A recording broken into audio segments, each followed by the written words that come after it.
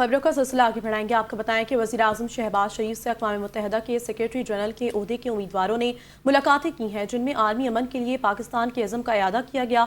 अक़वाम मुत्तहिदा के secretary general के ओहदे के उम्मीदवार मैकी साल ने वज़ीर-ए-आज़म हाउस में वज़ीर-ए-आज़म मोहम्मद शहबाज शरीफ से मुलाकात की।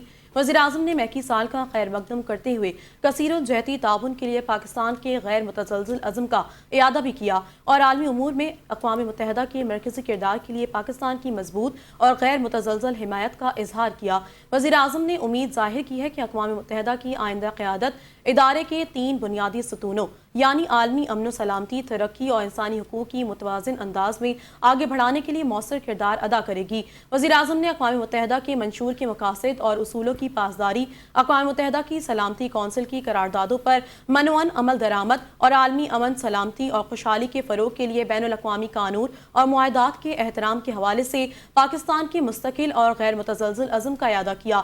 मैकी साल ने अक़वाम मुत्तहिदा के लिए पाकिस्तान की देरीना और गिरां कदर खिदमात को सराहते हुए आलमी अमन के फ़रोग़ के लिए जारी कोशिशों में पाकिस्तान की क़यादत के तामीरी किरदार की तारीफ़ की है।